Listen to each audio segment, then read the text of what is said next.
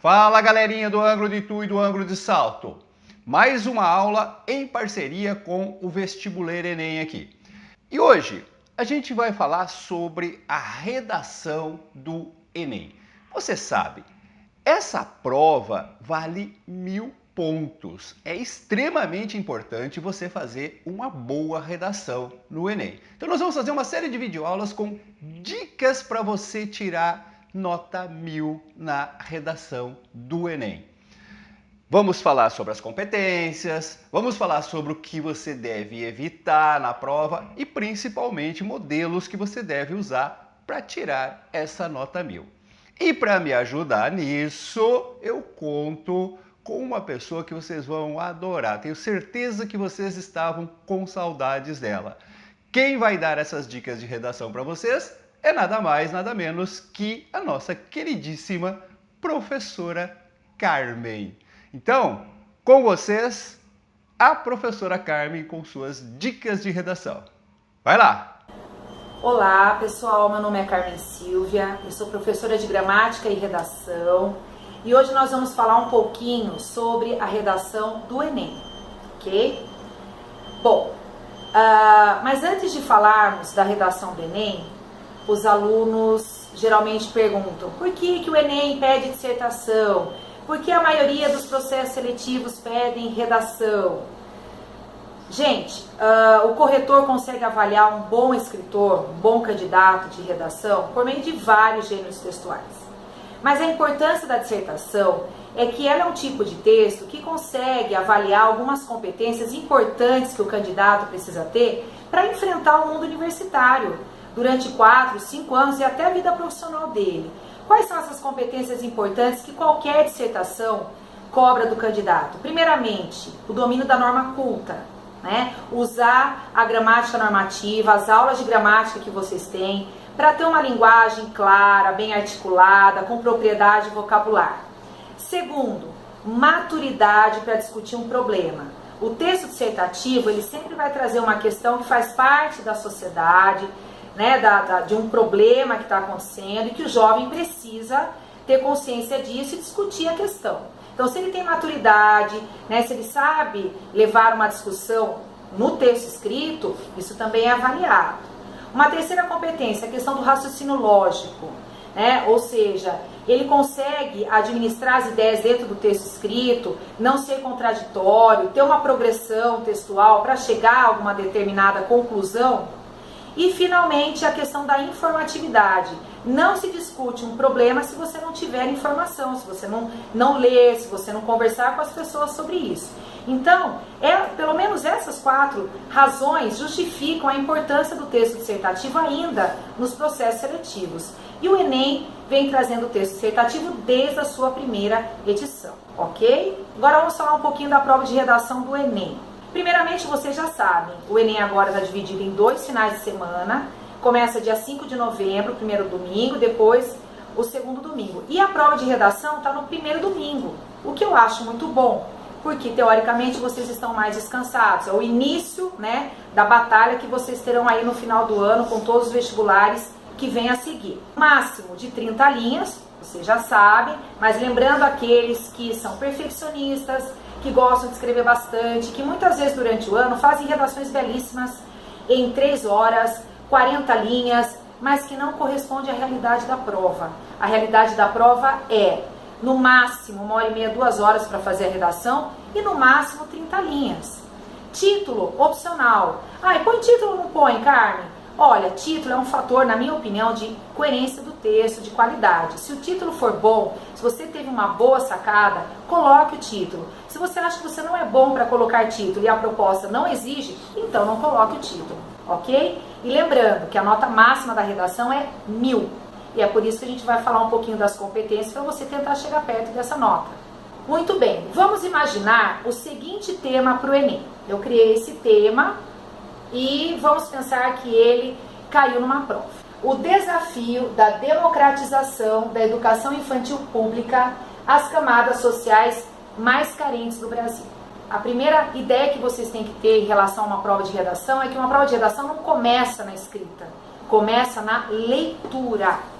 Então, o Enem, assim como muitas outras provas, muitos outros processos seletivos, ele vai avaliar a sua leitura.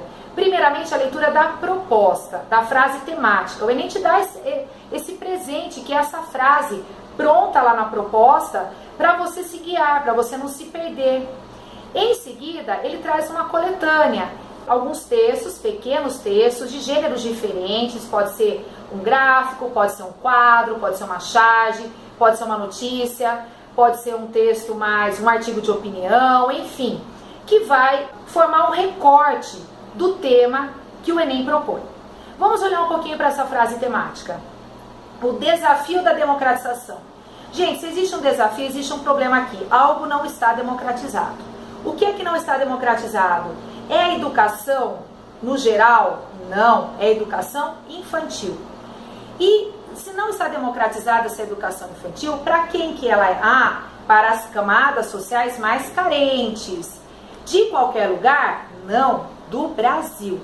Então, o aluno que abre muita discussão para uma educação em qualquer lugar, que não seja o Brasil, ou o aluno que fala de educação no Brasil, mas não é educação infantil, é educação no geral, ele está tendo uma falha na leitura da proposta.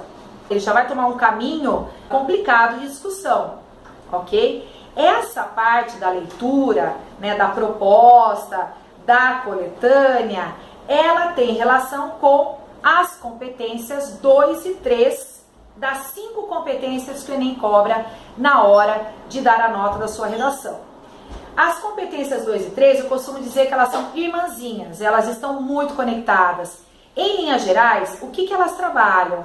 Elas trabalham a questão da leitura da frase temática, a leitura da coletânea, a escolha das ideias, você vai escolher boas ideias, que ideia você vai escolher da coletânea para trabalhar no seu texto. Se você respeita a estrutura do texto dissertativo, apresentando uma tese que será justificada com argumentos até chegar a uma conclusão. E se você tem um raciocínio lógico, se você tem coerência no encadeamento dessas ideias. E uma questão muito importante aqui, que é o repertório. Focando na competência 2, eu preciso ter uma leitura da proposta correta? Sim. Eu preciso ter uma leitura da coletânea adequada, marcando as ideias importantes que possam servir para o meu texto? Sim. Eu preciso respeitar a estrutura dissertativa? Sim. Mas eu preciso algo a mais também. Algo que a maioria às vezes não faz, mas que você vai fazer porque isso é um diferencial, que é o repertório sociocultural. O que significa isso? Significa você, além de trabalhar as ideias que são colocadas na coletânea, que são apresentadas pelo recorte temático, você traz algo a mais. Esse algo a mais que você traz faz parte do seu repertório sociocultural. E como que você consegue esse repertório? Você consegue esse repertório com toda a leitura que você fez na sua vida escolar. As aulas que você teve de sociologia, filosofia, química, biologia, geografia, história, as reportagens e notícias que você leu, os documentários aos quais você assistiu, tudo isso vai ficar no seu arquivo pessoal. As leituras que você fez nas aulas de literatura, tudo isso pode, de alguma forma, ajudar na discussão de um determinado tema.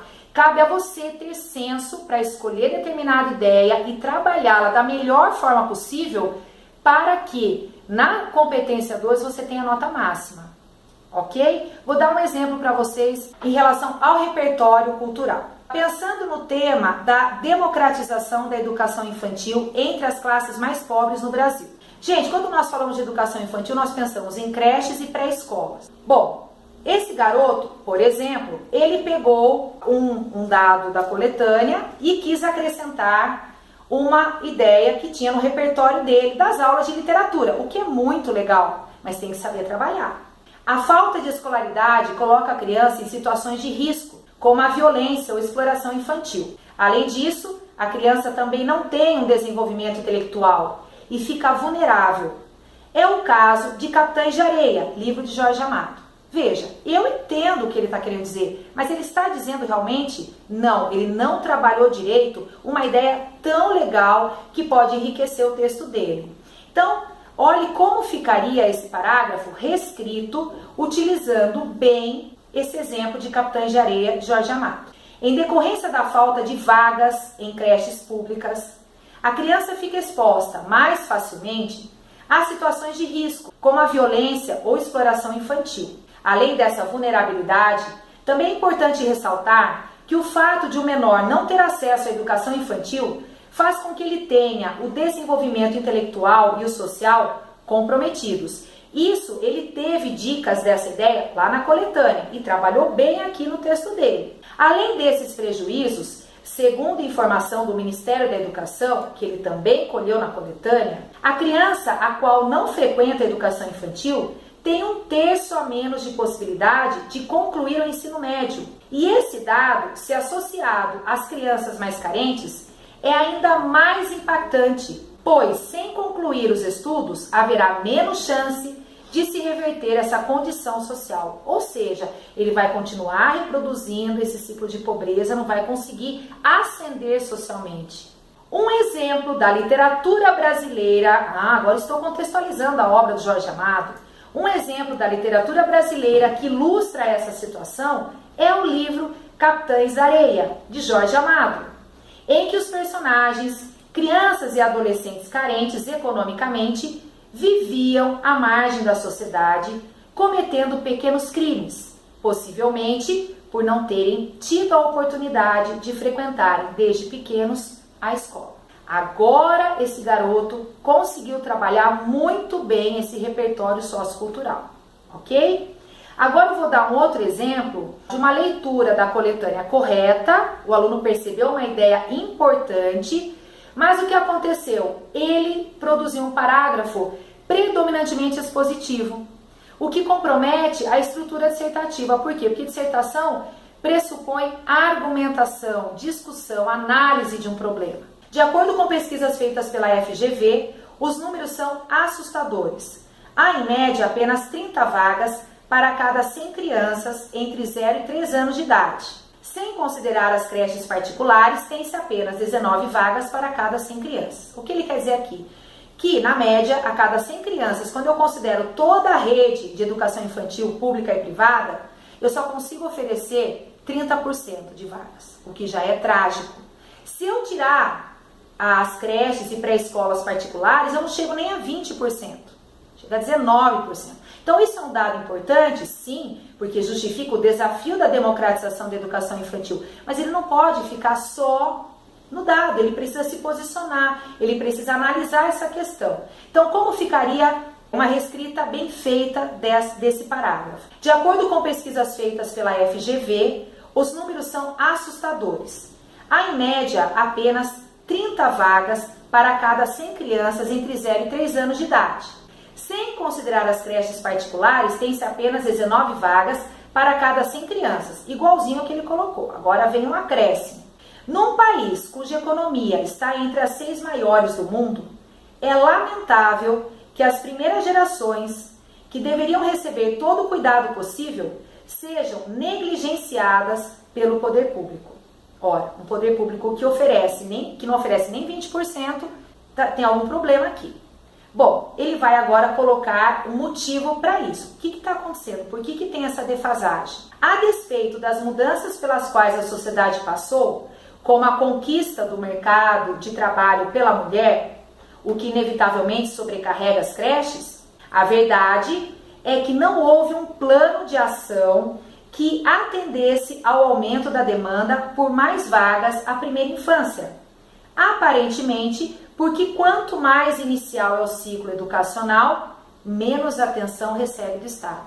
Então aqui o garoto até considera que o fato de a mulher entrar para o mercado de trabalho sobrecarregou a educação infantil. Mas ele fortalece a ideia de que não houve um estudo, um planejamento do Estado para poder suprir toda essa demanda. Então aqui ele está argumentando, ele está discutindo, então ele está fazendo um texto dissertativo, ok? Então essas duas competências são importantíssimas. E daí no próximo encontro nós vamos falar das outras competências, ok? Um abraço!